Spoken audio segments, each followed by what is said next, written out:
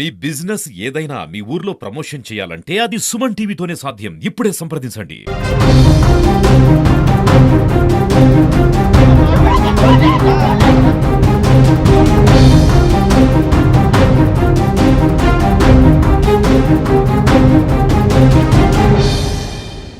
తిరుపతిలో municipal deputy mayor ఎన్నిక tension వాతావరణం మధ్య కొనసాగుతోంది.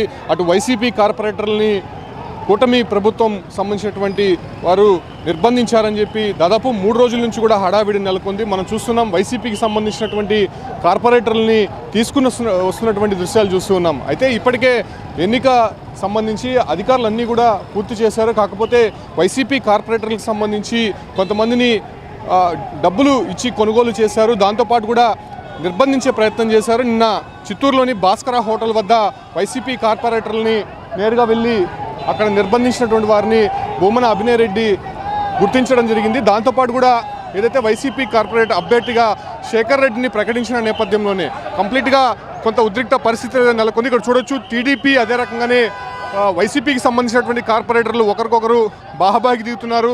పెద్ద సంఖ్యలో కార్పొరేటర్లతో పాటు క్యాడర్ అంతా కూడా చేరుకుంది. అంటే కూటమికి సంబంధించినటువంటి పూర్తిగా కూడా ఇక్కడ చేరుకున్నటువంటి నేపథ్యంలోనే కొంత పోలీసులు కూడా భారీగా చేరుకుంటున్నటువంటి పరిస్థితి. అంటే ఉదయం నుంచి కూడా భారీ సంఖ్యలో ఇక్కడ అటు కూటమి శ్రేణులు కావచ్చు లేకపోతే వైసీపీకి సంబంధించినటువంటి శ్రేణులు చేరుకున్నారు.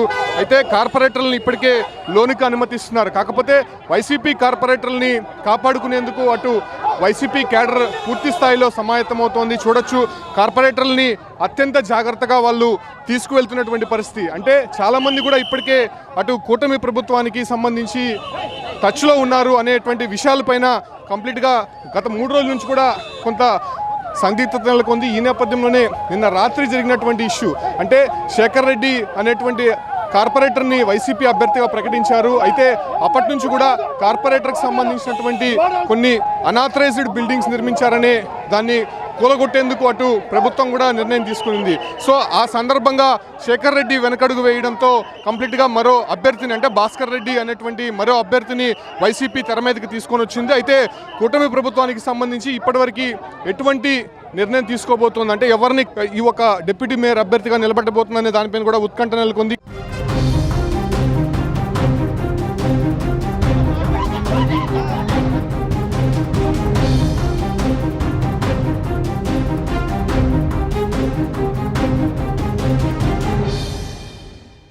ఇక్కడ చూడొచ్చు పెద్ద సంఖ్యలో వచ్చినటువంటి వైసీపీ క్యాడర్ని పోలీసులు వెనక పంపిస్తున్నారు. దాంతోపాటు కూడా ఇటువైపు అటు కూటమికి సంబంధించినటువంటి క్యాడర్ భారీ సంఖ్యలో చేరుకుంటుంది.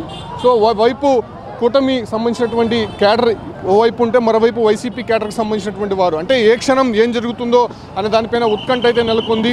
ఎస్పీ నేరుగా ఉండి పర్యవేక్షిస్తున్నారు. కంప్లీట్గా పోలీసులంతా కూడా ఇక్కడికి చేరుకున్నారు. అయితే ఇవాళ జరగబోయేటువంటి ఎన్నిక నేపథ్యంలోనే కొంత ఉత్కంఠ అయితే నెలకొంది. యూనివర్సిటీ లోపలికి ఎవరిని కూడా పంపించట్లేదు. సరిగ్గా 11 గంటల ప్రాంతంలో ఈ ఒక ఎన్నిక అనేది జరగబోతోంది. లోపల సెనెట్ హాల్లో ఇప్పటికే అన్ని ఏర్పాట్లు కూడా పూర్తి చేశారు.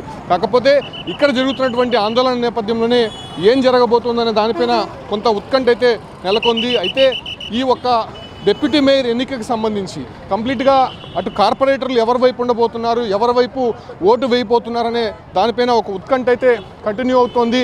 చూడొచ్చు వైసీపీకి సంబంధించినటువంటి కార్పొరేటర్లతో పాటు అటు ఎంపీ గురుమూర్తి అదే రకంగానే ఎమ్మెల్యేకి కూడా ఓటు హక్కు ఉంటుంది. కాబట్టి ఖచ్చితంగా వాళ్ళకి సంబంధించినటువంటి ఓటు ఎవరికి వేయబోతున్నారనే దానిపైన కూడా ఇప్పటికే సందిగ్ధత కంటిన్యూ అవుతోంది. చూడొచ్చు వైసీపీకి సంబంధించినటువంటి కార్పొరేటర్లని లోపలికి పంపిస్తున్నటువంటి దృశ్యాలు చూస్తున్నాం. అంటే కంప్లీట్గా ఇక్కడ చెక్ చేసి వాళ్ళకి పాసులు ఉండి అదే రకంగానే కార్పొరేటర్ అయింటే తప్ప లోపలికి అనుమతించట్లేదు పోలీసులు. గట్టి భద్రతా చర్యలు తీసుకున్నప్పటికీ కూడా లోపల ఏం జరగబోతుందనే దానిపైన ఉత్కంఠ నెలకొంది. ఇప్పటికే ఎవరు ఏ వైపు ఉన్నారో అనే దానిపైన కొంత సందిగ్ధత కంటిన్యూ అవుతోంది. కాబట్టి కంప్లీట్గా ఇక్కడ ఉన్నటువంటి ఎన్నిక ఎలా జరగబోతుందనే దానిపైన కూడా ఇప్పటికే కొంత క్లారిటీ రావాల్సి ఉంది. పెద్ద సంఖ్యలో క్యాడర్ ఇక్కడికి చేరుకున్నారు. కాబట్టి ఏం జరగబోతుందన్న దానిపైన కూడా కొంత ఉత్కంఠ నెలకొంది. అంటే కార్పొరేటర్లతో పాటు అటు కూటమి వైపు ఉన్నటువంటి క్యాడరు దాంతోపాటు కూడా అటు వైసీపీ కేడర్ కూడా భారీగా చేరుకున్నటువంటి నేపథ్యంలోనే ఏం జరగబోతుందనే దానిపైన కూడా కొంత ఉత్కంఠ అనేది కంటిన్యూ అవుతోంది. పెద్ద సంఖ్యలో కార్పొరేటర్లతో పాటు అటు కేడర్ కూడా చేరుకున్నటువంటి నేపథ్యంలోనే అంటే ముందస్తు చర్యల్లో భాగంగా కొంతమందిని హౌస్ అరెస్ట్ చేసినటువంటి నేపథ్యంలోనే అటు ప్రస్తుతం చూడొచ్చు ఎస్వి యూనివర్సిటీ బయట ప్రాంగణం మొత్తం కూడా క్యాడర్తో నిండిపోయింది. అసలు ఏ క్షణం ఏం జరుగుతుందో తెలియనటువంటి పరిస్థితి అయితే కంటిన్యూ అవుతోంది. ప్రారంభం కాబోతోంది. ఇది సీక్రెట్ ఓటింగ్ కాబట్టి ఓటింగ్ తర్వాత ఈ ఒక్క కౌంటింగ్ అనేది జరగబోతుంది. కౌంటింగ్ తర్వాత ఎవరు దీంట్లో డిప్యూటీ మేయర్గా ఎన్నికయ్యారనే దానిపైన ప్రకటన ఉంటుంది. కాకపోతే కూటమి ప్రభుత్వం తరపున టీడీపీ నుంచి అప్పుడు గెలిచినటువంటి కేవలం ఆర్సీ మునికృష్ణ మాత్రమే గెలిచారు. ఆయన్నే నిలబెట్టబోతున్నారనే సమాచారం అయితే ఉంది. అయితే వైసీపీ తరపున ఇప్పటికే శేఖర్ రెడ్డిని పూర్తిగా కూడా తప్పించినటువంటి నేపథ్యంలోనే అటు లడ్డూ భాస్కర్ రెడ్డి అనేటువంటి మరో కార్పొరేట్ని తెరపైకి తీసుకొని వచ్చారు. ప్రస్తుతం వైసీపీ తరపున ఆయనే బరిలో ఉండబోతారని క్లారిటీ రాబోతోంది. సో ఇద్దరి మధ్య ఎలా పోటీ ఉండబోతోంది, ముఖ్యంగా వైసీపీ తరపున దాదాపు అప్పుడు 48 మంది కార్పొరేటర్లు గెలిచారు. కేవలం టీడీపీ తరపున ఒక్క కార్పొరేటర్ మాత్రమే గెలిచారు. కాకపోతే ఎన్నికల ముందు కావచ్చు, ఎన్నికల తర్వాత కంప్లీట్గా కొంతమంది కార్పొరేటర్లు అటు కూటమి వైపు జంప్ అయ్యారు. అటు జనసేన టీడీపీ వైపు వెళ్ళినటువంటి కార్పొరేటర్లు ప్రస్తుతం వైసీపీ తరపునటువంటి కార్పొరేటర్లు ఎవరికి ఓటేస్తారు అనే దానిపైన ప్రస్తుతం ఉత్కంఠ నెలకొంది. మరికొద్ది సేపట్లోనే దీనిపైన ఎన్నిక జరగబోతుంది. కాబట్టి మధ్యాహ్నం కల్లా ఈ ఒక్క తుది ఫలితం అనేది బయటకు రాబోతోంది. కాకపోతే యూనివర్సిటీ ముందు మొత్తం కూడా ఆందోళన పరిస్థితి అయితే కంటిన్యూ అవుతోంది. ఉదయం నుంచి కూడా భారీ ఎత్తున పోలీసులు అయితే చేరుకున్నారు. ఇరు క్యాడర్కి సంబంధించినటువంటి కార్యకర్తలు నాయకులందరూ కూడా ఇక్కడికి భారీ ఎత్తున చేరుకోవడంతో అసలు ఏ క్షణాన ఏం జరుగుతుందో తెలియనటువంటి పరిస్థితి. పెద్ద సంఖ్యలో పోలీసులు అయితే కూడా చేరుకొని ఉన్నారు. అందరినీ కూడా బయటికి పంపిస్తున్నటువంటి దృశ్యాలు అయితే కనిపిస్తుంది. మధ్యాహ్నం కల్లా దీనిపైన తుది నిర్ణయం వెలువడించేటువంటి అవకాశం ఉండడంతో ఇక్కడ శాంతి భద్రతల విఘాతం కలగకుండా పోలీసులు అయితే మాత్రం గట్టి చర్యలు కంటిన్యూ చేస్తున్నటువంటి పరిస్థితి కనిపిస్తుంది.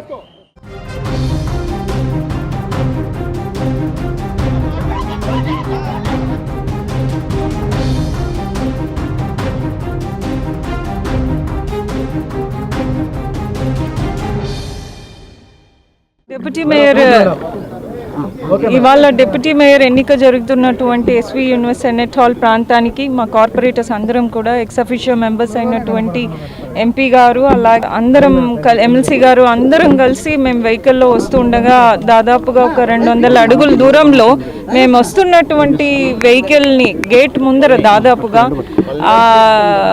వెహికల్ని ఆపేశారు, అడ్డుపడ్డారు.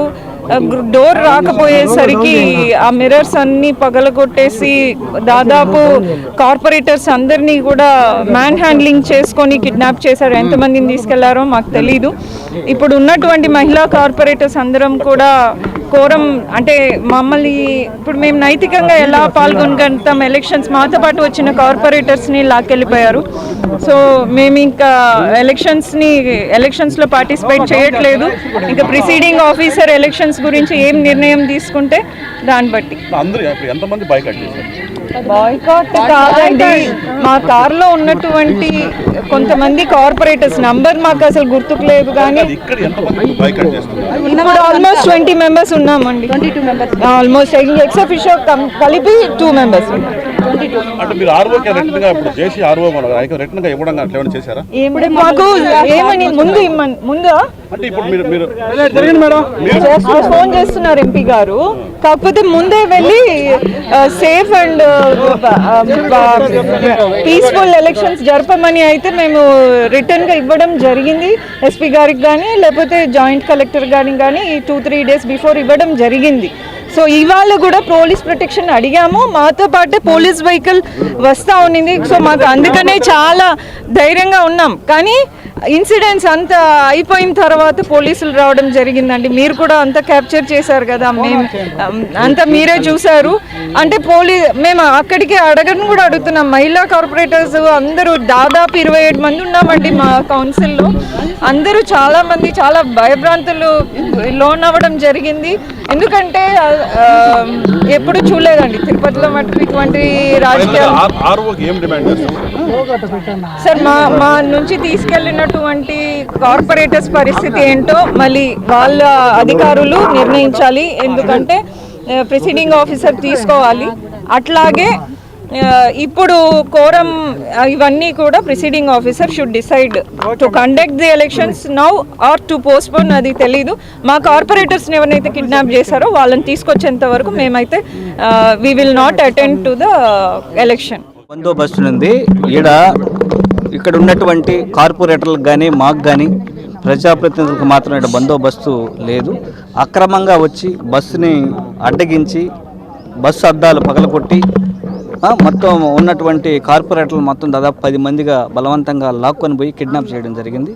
ఈరోజు ఎలక్షన్ కోరం కూడా లేదు. మరి ఎలక్షన్ ఆఫీసరు ఎలా ఎలక్షన్ నిర్వహిస్తాడో అదే మాకు అర్థం. ఖచ్చితంగా మేము దీని మీద ఎలక్షన్ కమిషన్కి అలాగే న్యాయ పోరాటం కూడా దీని మీద చేస్తాం. ఖచ్చితంగా ఇక్కడ నుంచి మా దగ్గర నుంచి తీసుకెళ్ళినటువంటి 10 మంది కార్పొరేటర్ని కిడ్నాప్ చేసినటువంటి 10 మంది కార్పొరేటర్ని వచ్చే వరకు మేము ఇక్కడే ఉండి వాళ్ళు వస్తే కానీ మేము ఎలక్షన్కి పార్టిసిపేట్ చేసే అవకాశం లేదు.